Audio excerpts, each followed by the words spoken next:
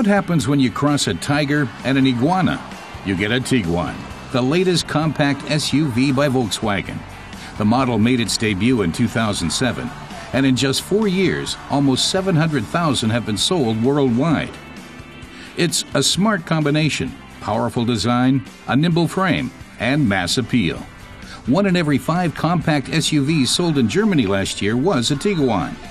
Now, it's time for the next generation to make its market debut.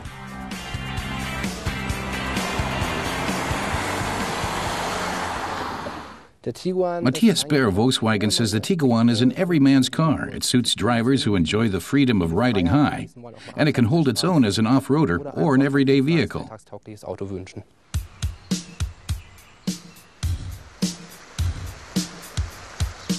On the outside, the Tiguan fits the VW design to a T. The company calls that DNA design. Look at the front end of any Volkswagen and you'll see the family resemblance. Different models with a similar aesthetic. So it's little surprise that the Tiguan also has a lot in common with its big brother, the Touareg.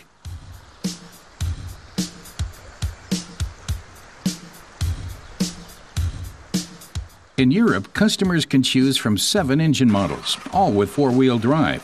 We tested out the most powerful version, a 125-kilowatt 2-liter diesel engine. It takes just under 9 seconds to push the Tiguan from 0 to 100 kilometers an hour. It's a high-torque machine with 350 newton-meters that make acceleration look easy. There are 2 interiors to choose from, but both of them boast VW's clean lines. The top model comes with a standard fatigue detection system.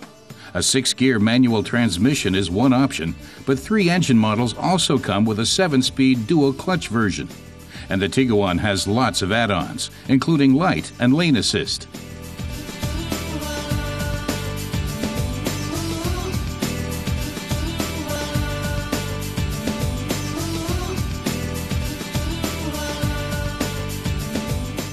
The seats may be comfortable, but they're also flexible. Folded down, the Tiguan's trunk space tops out at more than 1,500 liters. Solo drivers can also put down the passenger seat. Lots of cargo space and a roomy feel, thanks to a panorama moonroof. But there's one drawback. The broad rear pillars in the Tiguan somewhat limit the car's all-round visibility. The Tiguan is available with 2 different front-end designs. For drivers who spend a lot of time navigating rugged terrain, there's the track and field version, featuring a greater slope angle.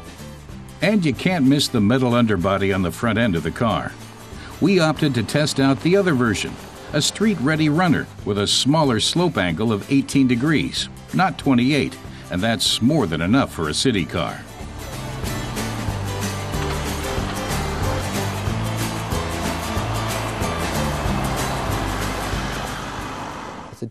Matthias Baer says most people keep their Tiguans on city streets, but the urban model can hold its own in the dirt too, even if few drivers actually take it off-road. To see how well the city Tiguan can handle all-terrain conditions, we put the Sport and Style model to the test. With ground clearance of 20 centimeters, the SUV has no trouble dealing with uneven ground. Drivers should avoid taking this version up the steepest inclines. But all in all, there's not much that this next-generation Tiguan can't handle.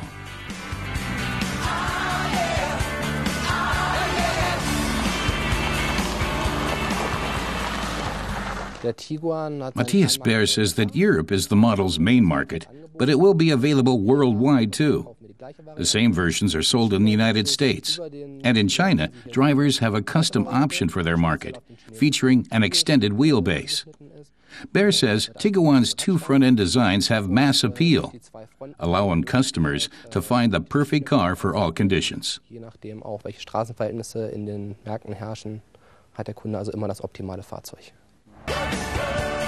The Tiguan is set to make its debut in Germany in late June, and in August everywhere else. But in Volkswagen's home market, the Tiguan faces tough competition from the BMW X1 and the Audi Q5.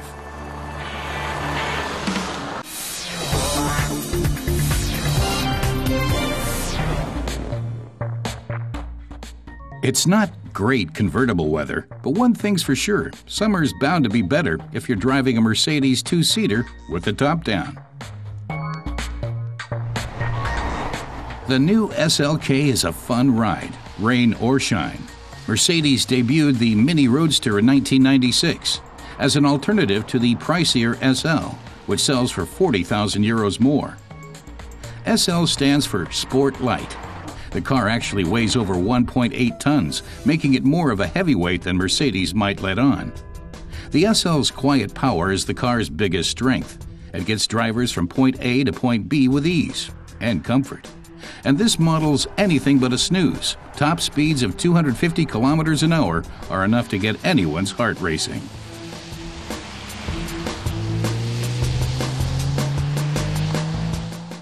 The six-cylinder engine delivers 316 horsepower and goes from 0 to 100 in just over 6 seconds. But the torque kicks in later than it does for the SLK. And the gas mileage made for some surprises. Our test driver used more fuel than expected. That's not the only drawback. Test driver Dennis Peterman says the SL interior includes a few outdated Mercedes features, like plastic buttons on the steering wheel and levers to put down the top. Some things haven't changed, but that means many drivers will still feel right at home behind the wheel of the SL. The SLK is lighter and sportier than its big brother, and a bit more spirited. It's fine for city driving, but the shorter wheelbase means it's better suited for speed. And with a touch of a button, the driver can switch the suspension to a sportier setting.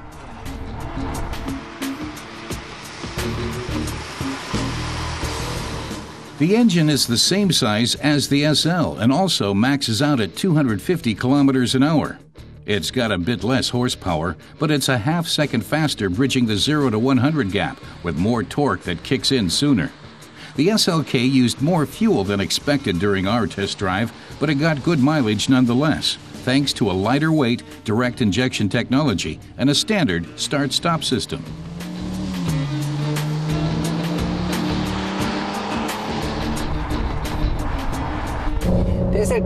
Test driver Dennis Peterman says the horsepower differential between the two models is minor. He likes the lighter SLK, which has a lot of get up and go. The motor is louder, but that's fitting for a roadster. Peterman says it's a more modern car than the SL, with direct injection under the hood and the new Mercedes interior. The one drawback is less space inside.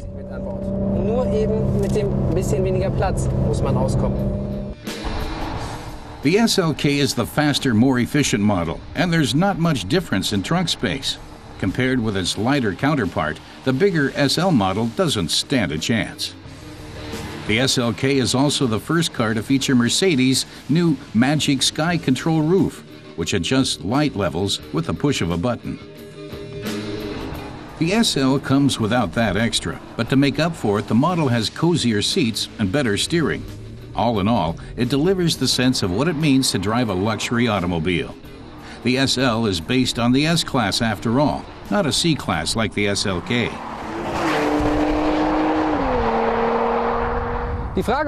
Dennis Peterman says it ultimately comes down to price. The SL is more expensive than its little brother, the Roadster, but it offers more car for the money and more comfort.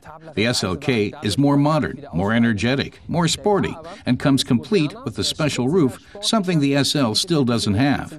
In terms of price, Peterman says the SLK is the better car. Despite that, it can't measure up to the SL in terms of image and prestige. Vom Preis-Leistungs-Verhältnis. An das Image und das Prestige eines SL reicht aber eben nicht ran.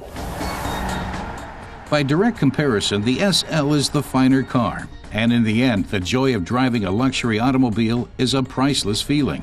But the SLK offers more bang for any driver's buck, making it a good choice for anyone who'd rather skip the SL's heftier price tag.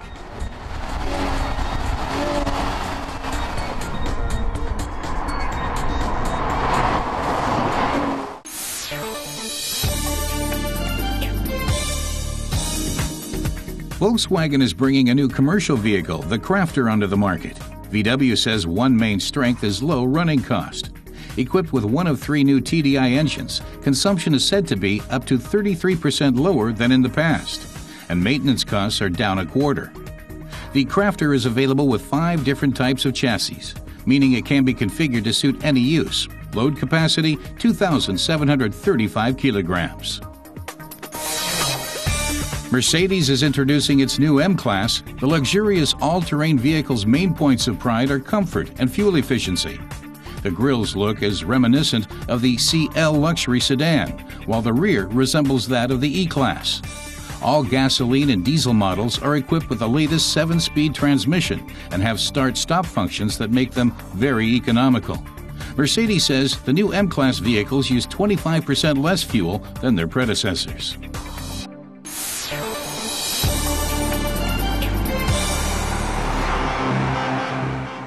When the BMW 5 GT was introduced at the Frankfurt International Motor Show in 2009, it caught everybody's attention. Its new look is derived from BMW's 5 and 7 Series. We're testing the GT with a 530D under the hood. BMW says it can deliver 180 kilowatts of power, has a top speed of 240 kilometers an hour, and goes from 0 to 100 kilometers per hour in just 6.9 seconds. But on average needs just 6.5 liters of fuel to go 100 kilometers. The model we're testing sells for 55,400 euros in Germany. The panorama glass roof option is available for 1,700 euros. The large windows let in plenty of sun and provide excellent visibility.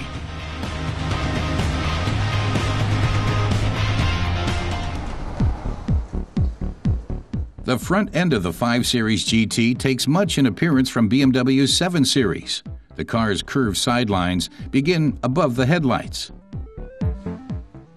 And of course, the grille is typical for a BMW. Seen from the side, the car has the look of a coupe, but in terms of wheelbase, the 7 Series sedan has nothing on the GT. The windows are frameless, but trimmed with chrome along the sides.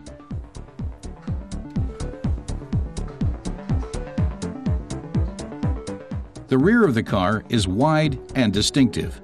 L-shaped rear lights go around the rear edges to the side of the car. The rear hatch has 2 sections.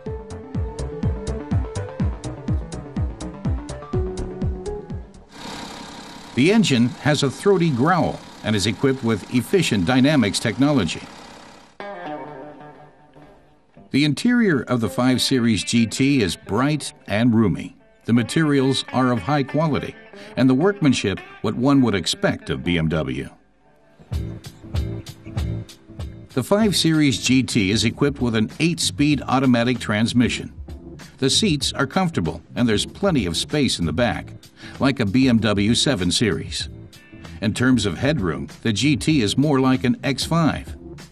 The rear seats can also be moved forward as much as 10 centimeters. There's 440 liters of trunk space, and if the rear seats are in the forward position, that goes up to 590 liters. In addition, the rear seats can be folded down electronically for a whopping 1,700 liters of room, meaning the GT can hold 50 liters more than the Touring model. With so much room, the name Gran Turismo, GT for short, is perfectly justified. And for smaller pieces of luggage, the trunk has just the hatch. BMW's 5 Series GT has plenty of safety features too. In addition to lane holding and lane changing aids, the car also has a head-up display and a night vision device that detects pedestrians in the dark. And every model is available in all-wheel drive, but for the hefty charge of an additional 2,600 euros. Buyers can choose between 2 diesels and 2 gasoline engines, delivering between 180 and 300 kilowatts of power. The bi-xenon double headlights feature LED corona ring technology. Plus, there's a camera that provides a bird's-eye perspective and makes parking a breeze. The 5 Series GT is equipped with 6 airbags and crash-activated headrests that are intended to further reduce the risk of getting whiplash. In short, the BMW 5 Series GT takes road trip comfort to a new dimension. It's setting a standard that adds even more luxury to the 5 Series. Drive it, and you'll get noticed.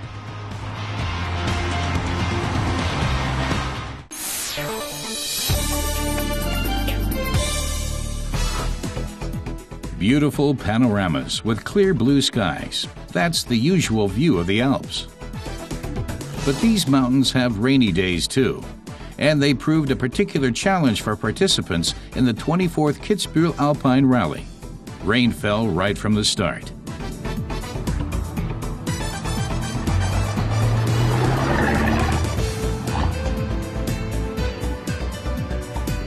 As soon as the rally begins, it always rains cats and dogs, he says. But he takes part because it's fun to drive around his home region of Tyrol. This year, 207 classic cars dating from 6 different decades started the race. Even the bad weather couldn't dampen the drivers' enthusiasm. Victory will warm us up, he says. They aim to brush aside everything in their path and finish nice and dry. Those with a roof over their heads can count themselves lucky, but even those protected from the elements still face big challenges. She says rallies go like this. Just leaving the parking lot can almost result in divorce because she says, "Go left," and her husband counters, "Isn't it right?" Then she realizes she's holding the road book wrong, which is why the driver does everything. Protected from the rain, they're anxious for the race to start. On Saturday's stage of the 3-day event, participants covered 275 kilometers. There's just time for a tip on how to use the wet pavement to perform daring maneuvers. It's easy, he says. Make a hard turn, take your foot off the gas slightly till the rear end follows, hit the gas and drift into the curve. So much for the theory. Now's the time to put it into practice. Along picturesque mountain roads, the tour winds through the Kitzbuhel Alps, the Hohe Tauern, past the wild Emperor Mountains, through the foothills of the Bavarian Alps, and into the Inntal Valley. For a change, the sun is shining, making driving with the top down a pleasure. One classic vehicle follows hot on the heels of another, like this Porsche 356B from 1963, a 1972 Lamborghini Countach LP400, and this Jaguar XK120 SE, which rolled off the assembly line in 1952. Then the rain starts again. It pours buckets, and drivers of convertibles are forced to make a pit stop.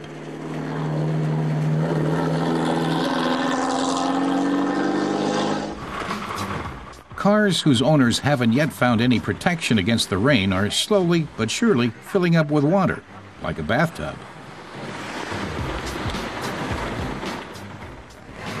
A roll of paper towels from behind the back seat helps to absorb the first puddles. Even soaked to the skin, these drivers haven't lost their sense of humor. The windshield wipers are getting a good workout, so drivers can see where they're going in the torrential rain.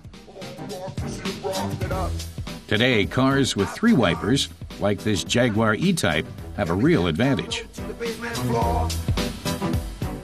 But these rally enthusiasts won't let a little rain or even reporters keep them from their goal. We're going for the finish line. We're in good shape, but let them do what they want, says the co-driver. We've got a rally to win. We're well out in front. Our first 6th place. So don't make anything kaput. 3, 2, 1. And the Tiguan Samba bus is off again.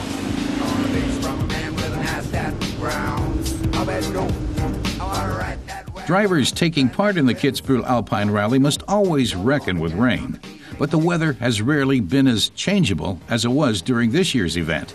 The tour is slowly coming to an end.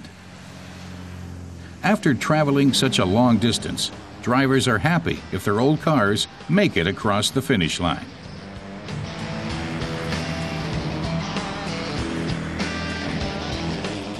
At the end of the tour in Kitzbuhel, the vehicles parade through the town. The sun is shining brighter than ever, and the route is lined with spectators who cheer the rally drivers on.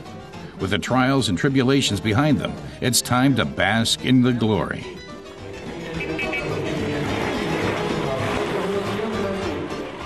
Next year marks the 25th anniversary of the Kitzbuhel Alpine Rally. Hopefully, the weather gods will be a little kinder in 2012.